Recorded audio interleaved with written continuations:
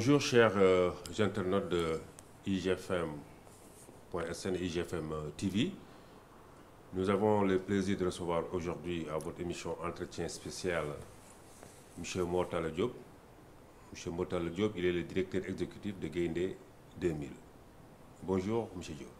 Bonjour chers internautes, et enchanté d'être dans cette émission pour pouvoir répondre à vos questions et apporter des précisions. Alors, je rappelle aux internautes que le prétexte de cette émission, c'est que Gaindé 2000 a mis en place une plateforme dénommée Orbis Infinity qui sert à peu près d'intermédiaire entre les compagnies de transit et les compagnies maritimes en termes d'acheminement d'un certain nombre de documents. Alors peut-être techniquement, vous êtes un peu le monsieur Orbis Infinity au niveau de Gaindé 2000. Vous pouvez un peu éclairer la lanterne des Sénégalais sur cette question. Alors, Orbis Infinity, c'est quoi d'abord Orbis Infinity depuis sa conception jusqu'à sa mise en œuvre? Merci pour la question qui a été posée, d'apporter justement les précisions nécessaires. Parce que Orbis Infinity vient parachever en fait la dématérialisation au Sénégal.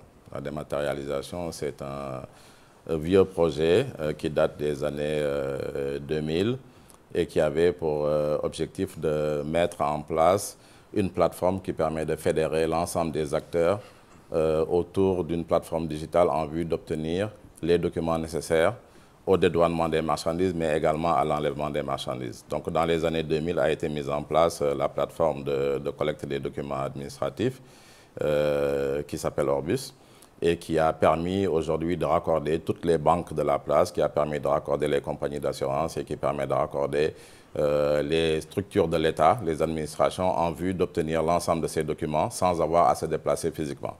Et cette plateforme-là a permis de collecter l'ensemble des éléments du pré-dédouanement en vue de déclarer en douane et avoir justement la possibilité à la douane, dans ses efforts de modernisation, d'avoir la visibilité de documents certifiés électroniquement et signés électroniquement pour pouvoir faire la recevabilité, calculer la liquidation, faire les éléments également de prévisibilité et d'analyse. Et une fois que vous avez maintenant votre bon à enlever douane, vous devez faire les formalités d'enlèvement au niveau de la plateforme portuaire et des plateformes logistiques. C'est ça Orbis Infinity. Orbis Infinity vient compléter ce dispositif-là qui permet aujourd'hui de pouvoir avoir l'enlèvement des marchandises avec les documents nécessaires. Maintenant, une précision, quand vous dites faire l'intermédiaire avec les compagnies maritimes, c'est assez réducteur parce qu'en fait, la plateforme ne permet pas de faire l'intermédiaire qu'avec les compagnies maritimes. La plateforme permet de faire l'orchestration de l'ensemble des acteurs logistiques en vue de l'enlèvement de la marchandise. Donc la compagnie maritime est peut-être le premier point avec l'obtention de ce qu'on appelle le BAD de la compagnie. Vous avez également le COSEC qui est intégré avec le BSC. Vous avez aujourd'hui les transporteurs qui permettent de pouvoir déposer également les factures de transport. Vous avez la possibilité aussi dans la même plateforme d'avoir l'intégration et les échanges de documents avec les compagnies de manutention comme DP World, comme Dakar Terminal. Vous avez également la possibilité d'avoir les visas de la brigade commerciale de la douane et qui vous permettra jusqu'à la fin d'avoir même l'appurement du conteneur pour matérialiser physiquement que votre conteneur est sorti du port ou sorti des espaces en tout cas de dédouanement. Donc le fait de dire relation avec les compagnies maritimes est un peu réducteur parce que la plateforme dans son intégralité, lorsque toutes les fonctions sont déployées, permettra d'avoir l'ensemble de cette liasse-là et qui permet à chaque étape de ne pas avoir à se déplacer pour la collecte ou la transmission des documents électroniques. Alors, tout ça, ça a un coût. Alors, 30 000 francs pour ces opérations. Certains transitaires trouvent ça exorbitant. Bon, déjà, le 30 000 francs n'est pas exact parce qu'en fait, le principe de la facturation qui fait l'objet quand même d'un arrêté ministériel, ça a fait l'objet de beaucoup de discussions, de négociations avec les syndicats des transitaires, avec les associations des commerçants, des discussions qui ont été faites également au ministère du Commerce pour obtenir l'homologation qui permette de pérenniser la plateforme. Parce que lorsqu'on parle de coût, on parle de la logique de pérennisation qui permet de supporter les investissements dans la plateforme, mais qui permet également d'avoir la valeur ajoutée du service qui va être rendu par rapport à la mise en place de cette plateforme. Donc le coût, il est estimé en EVP. EVP, c'est équivalent 20 pieds. Lorsqu'on dit 30 000 francs, c'est que tout de suite, on s'est positionné dans un conteneur 40 pieds, alors qu'un conteneur de 15 pieds, il paye 15 000 francs. Sachant qu'il y a des exclusions. Et je pense que ça, c'est qu'on ne dit pas non plus. Parce qu'en fait, le ministère a bien insisté sur que les denrées de première nécessité ne sont pas concernées. Okay. D'accord? Donc ça, c'est effectivement quelque chose qu'on ne dit pas, mais qui est très clair. Ça veut dire que le sucre, l'huile, la farine, l'huile de palme sont des produits qui ne sont pas concernés par ce dispositif-là et font partie des exclusions. Et ça, c'est important de le savoir. Ça veut dire qu'aujourd'hui, le dispositif en tout cas de paiement des frais de conteneurs, c'est bien lié à toute cette chaîne de traitement qui permet justement d'avoir l'ensemble de cette liasse documentaire jusqu'à la sortie physique des marchandises. Et comme je l'ai dit, l'exclusion, les exclusions ont été bien citées dans l'arrêté, on n'en parle pas. Et aussi, un autre élément dans la tarification, c'est la dégressivité.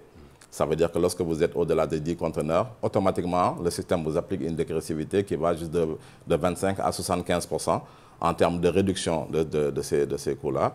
Et donc, qui matériellement, et le transit également et l'export font partie également dans le périmètre de cette réduction-là, où il y a 70% de réduction à l'export et au transit. Et donc, ça veut dire qu'effectivement, la prise en compte des partenaires de l'Interland est importante et qui permettra justement de ne pas déroger à cette logique de compétitivité du port de Dakar. Donc, on peut dire que peut-être les transitaires font un mauvais procès à Orbis Infinity, en disant que voilà, vous êtes en train de vous sucrer sur leur dos. Bon, vous savez, je pense qu'en fait, quand vous avez un dispositif nouveau, vous allez toujours avoir des résistances. Et ces résistances, souvent, elles sont peut-être véhiculées de façon, j'allais dire, incorrecte, et qui peut amener justement des confusions dans la population. Parce que lorsque des fois, on mélange même l'Orbis Infinity avec la gestion douanière au niveau de la DPI, il y a eu des mélanges comme ça, alors qu'ici, on parle vraiment de plateforme de l'enlèvement et toute la facilité qui permet d'enlever la marchandise. Donc, je ne vais pas dire on fait un mauvais procès, mais je dis qu'il y a une confusion et je pense qu'il est nécessaire souvent d'apporter la vérité et de faire comprendre aux usagers qu'il n'y a pas de, j'allais dire, un intérêt particulier pour faire des revenus qui ne sont pas justifiés, mais c'est vraiment la valeur ajoutée d'un service qui est valorisé ici, puisqu'il y a eu des études aussi qui ont été faites économiquement parlant pour voir un peu quels sont les gains au niveau des opérateurs en termes de temps, les temps que les gens prenaient pour aller à la banque, payer, pour aller envoyer des messagers, aller déposer des papiers. Et c'est tout ça qui est valorisé et qui n'est pas expliqué par ceux qui pensent qu'effectivement qu'il y a de l'argent que Gaindé 2000 fait de façon indue. Donc on peut dire que Orbis Infinity révolutionne le processus d'enlèvement des marchandises au Sénégal. Ah oui, à coup sûr. Moi, je pense que quand même, le Sénégal a été déjà pionnier en termes de digitalisation, surtout sur la partie commerce extérieur avec Orbus, sur la partie prédédouanement. Et je ne vous cache pas que le Sénégal fait partie en fait des pays qui sont des modèles.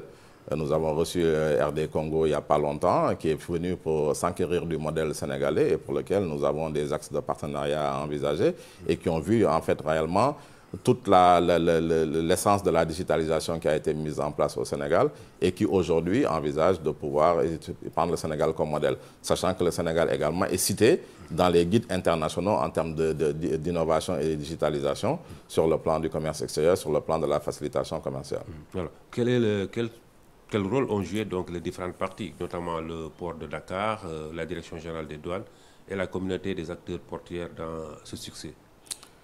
Moi, je me réjouis en fait de la symbiose qu'il y a eu au niveau de ces trois structures pour la simple raison que le guichet unique quand même portuaire, le guichet unique de l'enlèvement est un vieux projet qui date pratiquement de plus d'une dizaine d'années. C'est en 2008 que le guichet unique a pratiquement été lancé. Et depuis, le Sénégal n'a pas arrêté de faire des tournées dans les autres pays pour revenir se rendre compte qu'en fait la compétence existe au niveau du Sénégal. Et je pense que le point qui est important ici, c'est de dire que ces trois administrations, de par leur tutelle, avec la communauté des acteurs portuaires, se sont mis d'accord en disant mais nous avons une compétence nationale qui s'appelle Gaindé 2000 Orbus, qui a montré toute la capacité de mettre en place des plateformes digitales. Pourquoi aujourd'hui, ce projet-là étant un levier de performance pour le port, on devrait le confier à d'autres structures qui ne sont pas nationales et qui devrait venir effectivement nous imposer la façon d'opérer une plateforme de cette nature-là. Et donc le directeur général des douanes, le directeur général du port et le président de la communauté des acteurs portuaires se sont mis ensemble et ont fait une note pour dire que nous avons confié la mise en œuvre de ce projet-là au prestataire technique Gaindé 2000, qui avait déjà prouvé de par le passé aujourd'hui l'existence d'une plateforme comme Orbus qui permet de faciliter les opérations du commerce. Alors, quand on dit plateforme, on dit forcément Internet, connexion, voilà, technique. Alors, est-ce que vous avez prévu des initiatives pour former un peu les acteurs économiques à un bon usage de cet outil? Oui, tout à fait.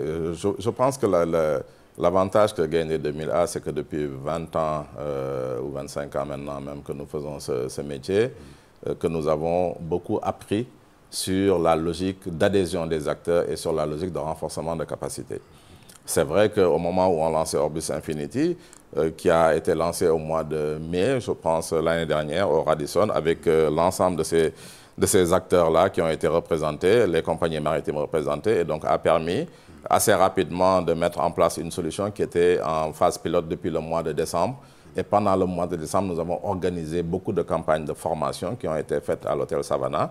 Et donc ces formations ont permis déjà d'avoir la prise en main de l'outil. Mais comme vous le savez, nous sommes dans des pays où les gens souvent vont attendre le dernier moment pour pouvoir s'inscrire à des formations. Et donc nous envisageons également, maintenant que la plateforme est opérationnelle depuis le mois de janvier, nous envisageons effectivement progressivement de réorganiser des campagnes de formation parce que souvent on se rend compte que les premières formations, sans que les gens ne touchent à l'outil, il y a toujours quelque chose qui reste. Mais maintenant que les gens ont commencé à vraiment adhérer à l'outil, parce qu'aujourd'hui on fait à peu près une centaine de transactions avec certaines compagnies maritimes, des transitaires, de voir maintenant d'autres séances qui vont permettre d'avoir le feedback et le retour de ces acteurs-là pour améliorer davantage la plateforme. Et vraiment, Gaindé 2000 s'inscrit dans cette logique-là. Ça veut dire qu'aujourd'hui, tous les jours, toutes les opportunités d'amélioration qui se présentent à nous, nous les intégrons, soit de l'avis des clients, soit de l'avis de nos ingénieurs internes pour améliorer, parce qu'il y a une veille sur le plan international des meilleures pratiques au niveau mondial. Est-ce que vous avez des indicateurs de performance pour mesurer tout ça? Oui, bien entendu. Un outil de cette nature-là doit forcément s'accompagner d'indicateurs de performance. Parce qu'aujourd'hui, quand vous faites une transaction sur le plan physique manuel et que vous mettez 3 jours, 4 jours, 5 jours pour obtenir votre document, ou bien que vous n'ayez pas de visibilité au niveau du traitement qui est fait de votre document au niveau d'une compagnie maritime, au niveau de la manutention, c'est ça que aussi Orbus Infinity apporte. Et Orbus Infinity a eu l'avantage également de s'inscrire dans un temps où, en fait, le port de Dakar a signé une convention de performance avec des acteurs. Avec cette convention en disant, voilà, si vous avez tout payé, vous devez avoir, au bout de 2 heures, avoir votre BAD définitif. Vous devez charger le manifeste, par exemple, 48 heures avant. Bon, ça, c'était déjà une disposition douanière. Mais ces indicateurs-là, en termes de performance, permettent de mesurer également la performance de chaque acteur qui intervient dans la chaîne d'enlèvement. Et ça, ce sont des choses que nous intégrons directement dans la plateforme pour monitorer le temps entre le moment où la demande a été réalisée par l'usager et le moment où ça a été traité, en prenant en compte, bien entendu, les contraintes qui peuvent entraîner certaines lenteurs. Mais ce qui est important dans ce dispositif d'indicateurs de performance, c'est que ces indicateurs vont être publiés et connus par tout le monde. Et d'ailleurs, ça a été une des exigences que le ministère du Commerce avait demandé, c'est de mettre en place un comité de suivi des performances de façon à monitorer assez régulièrement où se trouvent les goulots d'étranglement. Et ça sont des dispositifs, bien entendu, qui font partie de la justification, d'ailleurs, de la mise en place d'un guichet unique comme Orbus Infinity. Alors, est-ce que les acteurs ou bien peut-être les transitaires, ils sont tous obligés de passer par cette plateforme ou bien ils ont la possibilité de contourner et de... Voilà. Bon, l'objectif, quand même, c'est d'accompagner la modernisation du Sénégal en termes de digitalisation pour avoir un 100% digitalisé. Parce que c'est ça qui permet d'avoir non seulement la traçabilité complète des transactions, mais qui permet aussi aux administrations d'avoir la possibilité d'avoir exactement les indicateurs qu'il faut, ce dont vous avez parlé tout à l'heure. Donc aujourd'hui, la non-utilisation d'une plateforme comme celle-ci biaise déjà les éléments statistiques, ainsi de suite, parce que ça ça évitera justement d'avoir une consolidation de l'information au niveau d'une plateforme unifiée. Maintenant, c'est vrai que une application, une plateforme comme celle-là doit être accompagnée de mesures. Les mesures, c'est quoi? C'est une note de service de la douane, un accompagnement du port, ou bien une note, un avis aux usagers qui permettra de rendre l'obligation de l'utilisation de cette plateforme.